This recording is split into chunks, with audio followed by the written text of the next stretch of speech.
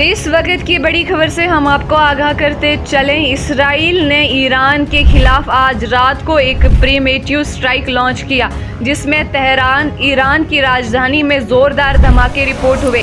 Iran की state news agency ने इस ब्लास्ट को कंफर्म किया है।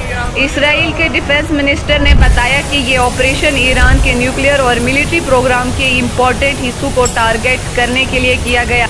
इसराइली पीएम ने भी कंफर्म किया कि ये एयर स्ट्राइक से ईरान के खतरनाक मंसूबों को रोकने के लिए हैं। दुनिया भर में इस डेवलपमेंट के बाद टेंशन बढ़ गई है। यूएस ने इस ऑपरेशन में किसी भी इन्वॉल्वमेंट से इनकार किया है। बाद में ईरानियन सिक्योरिटी सोर्सेज ने रॉयटर्स को बताया कि ईरान इस हमले के सख्त और फैसलेकुन जवाब देने वाला है। उन्होंने कहा, जवाब की तैयारी सबसे ऊंची लेवल पर डिस्कस हो रही है। आने वाले दिनों में मिडल ईस्ट में सिचुएशन और ज्यादा टेंस हो सकती है। मजीद जानकारी के लिए देखिए ये खास report. For years, the Iranian regime has called for the destruction of the state of Israel, planning and advancing concrete military plans to do so. Over the past few months, intelligence has shown that Iran is closer than ever to obtaining a nuclear weapon. This morning, the IDF began preemptive and precise strikes targeting the Iranian nuclear program in order to prevent the Iranian regime's ability to build a nuclear bomb in the immediate time frame. We have no choice. We are operating against an imminent and existential threat. We cannot allow the Iranian regime to obtain a nuclear weapon that would be a danger to Israel and the entire world. This operation is for our right to exist here, for our future and for our children's future. The State of Israel has the right and the obligation to operate in order to protect its people and will continue to do so. The IDF conducted significant preparations for this operation. We are well prepared both in defense and offense to defend ourselves. The IDF will continue to defend the State of Israel.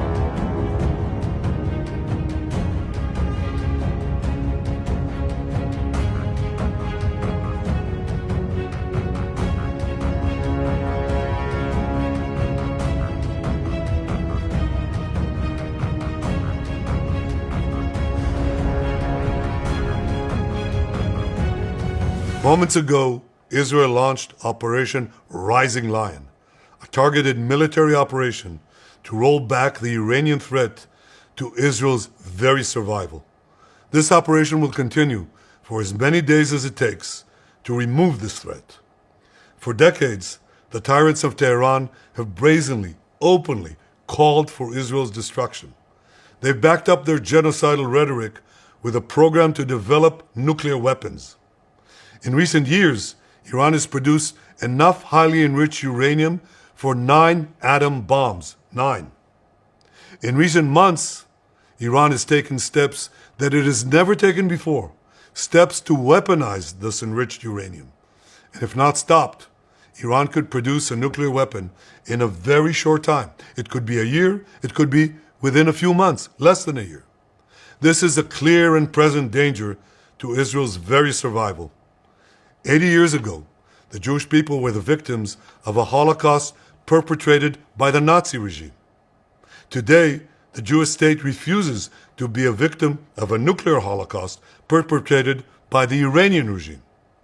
Now, as Prime Minister, I've made it clear time and again, Israel will never allow those who call for our annihilation to develop the means to achieve that goal. Tonight, Israel backs those words with action. We struck at the heart of Iran's nuclear enrichment program. We struck at the heart of Iran's nuclear weaponization program. We targeted Iran's main enrichment facility in Natanz. We targeted Iran's leading nuclear scientists working on the Iranian bomb. We also struck at the heart of Iran's ballistic missile program. Last year, Iran fired 300 ballistic missiles at Israel. Each of these missiles carries a ton of explosives and threatens the lives of hundreds of people. Soon, those missiles could carry a nuclear payload, threatening the lives not of hundreds, but of millions. Iran is gearing up to produce 10,000 of those ballistic missiles within 3 years. Now just imagine 10,000 tons of TNT landing on a country the size of New Jersey. This is an intolerable threat. It too must be stopped. Iran is now working on what it calls the new plan to destroy Israel. You see, the old plan failed. Iran and its proxies tried to encircle Israel with a ring of fire and to attack us with the horrible attack of October 7th. But the people of Israel, the soldiers of Israel, rose like lions to defend our country. We crushed Hamas, we devastated Hezbollah, we hit Iranian proxies in Syria and Yemen. And when Iran directly attacked us twice last year, we struck back inside Iran itself. Yet in defending ourselves, we also defend others. We defend our Arab neighbors. They too have suffered from Iran's campaign of chaos and carnage. Our actions against Iran's proxy Hezbollah led to the establishment of a new government in Lebanon and the collapse of Assad's murderous regime in Syria. The peoples of those two countries now have a chance for a different future, a better future. So too do the brave people of Iran, and I have a message for them. Our fight is not with you. Our fight is with the brutal dictatorship that has oppressed you for 46 years. I believe that the day of your liberation is near. And when that happens, the great friendship between our two ancient peoples will flourish once again. I want to assure the civilized world, we will not let the world's most dangerous regime get the world's most dangerous weapons. And Iran plans to give those weapons, nuclear weapons, to its terrorist proxies. That would make the nightmare of nuclear terrorism all too real.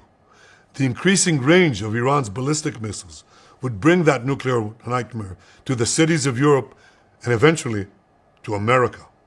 Remember, Iran calls Israel the small Satan. It calls America the great Satan. And this is why for decades, it's led millions in the chants of death to Israel and death to America. Today, Israel is responding to those genocidal calls with action and with a call of our own. Long live Israel and long live America. Our action will help make the world a much safer place. I want to thank President Trump for his leadership in confronting Iran's nuclear weapons program. He has made clear time and again that Iran cannot have a nuclear enrichment program. Today, it is clear that Iran is just buying for time. It refuses to agree to this basic requirement of peaceful nations. That is why we have no choice but to act, and act now. The hardest decision any leader has to make is to thwart a danger before it is fully materialized. Nearly a century ago, facing the Nazis, a generation of leaders failed to act in time. They were paralyzed by the horrors of World War I. They were determined to avoid war at all costs, and they got the worst war ever. They adopted a policy of appeasement. They closed their eyes and ears to all the warning signs. That failure to act resulted in World War II, the deadliest war in history. It claimed the lives of 60 million, including 6 million Jews, a third of my people. After that war, the Jewish people and the Jewish state vowed, never again. Well, never again is now. Today, Israel has shown that we have learned the lessons of history. When enemies vow to destroy you, believe them. When enemies build weapons of mass death, stop them. As the Bible teaches us, when someone comes to kill you, rise and act first. This is exactly what Israel has done today. We have risen like lions to defend ourselves. Over 3,000 years ago, Moses gave the people of Israel a message that has steeled their resolve ever since. Be strong and courageous, he said. Today, our strong and courageous soldiers and people stand together to defend ourselves against those who seek our destruction. And by defending ourselves, we defend many others, and we roll back a murderous tyranny. Generations